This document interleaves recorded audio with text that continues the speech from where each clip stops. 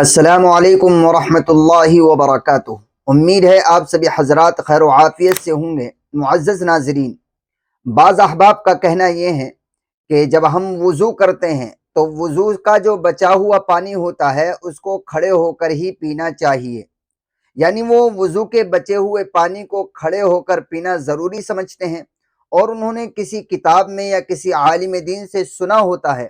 حالانکہ اگر انہوں نے اس مسئلے کو کتاب میں پڑھا بھی ہوگا کہ وضو سے بچے ہوئے پانی کو کھڑے ہو کر پینا چاہیے، یا کسی عالم دین سے سنا بھی ہوگا کہ وضو سے بچا ہوا پانی کھڑے ہو کر پینا چاہیے، تو انہوں نے پوری بات نہیں سنی۔ وہ یہ کہتے ہیں کہ وضو سے بچا ہوا پانی، چاہے وہ عالم دین کہتے ہوں یا پھر کسی کتاب میں لکھا ہوا ہو، کہ وضو سے بچا ہوا پانی کھڑے ہو کر پینا یہ مستحب ہے، ضروری نہیں۔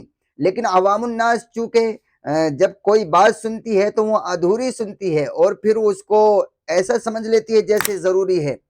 بالکل وضو سے بچے ہوئے پانی کا وہی حکم ہے جو آب زمزم کا ہے۔ جس طرح آب زمزم کو کھڑے ہو کر پینا مستحب ہے، علماء نے لکھا ہے، اور بہت سارے علماء کہتے بھی ہیں، لیکن ضروری نہیں، آپ اس کو بیٹھ کر بھی پی سکتے ہیں۔ اسی طرح وضو سے بچے ہوئے پانی کو آپ کھڑے ہو کر پی سکتے ہیں، اور اس کا کھڑے ہو کر پینا مستحب ہے، ضروری نہیں، آپ اس کو بیٹھ کر بھی پی سکتے ہیں۔ تو اگر کوئی آدمی یہ سمجھے کہ وضو سے بچا ہوا پانی کھڑے ہو کر ہی پینا ضروری ہے تو وہ غلطی کر رہا ہے۔ وضو سے بچا ہوا پانی کھڑے ہو کر پینا ضروری نہیں ہے، بہتر ہے، مستحب عمل ہے۔ آپ چاہیں تو کھڑے ہو کر پی لیں، ورنہ تو اس کو بیٹھ کر بھی پی سکتے ہیں۔ لیکن آج کل تو چونکہ وضو خانوں کا دور ہے اور ٹوٹیوں سے وضو ہوتا ہے، تو اب تو مسئلہ ہی کچھ نہیں ہے، تمام پانی بچا ہوا ہی رہتا ہے۔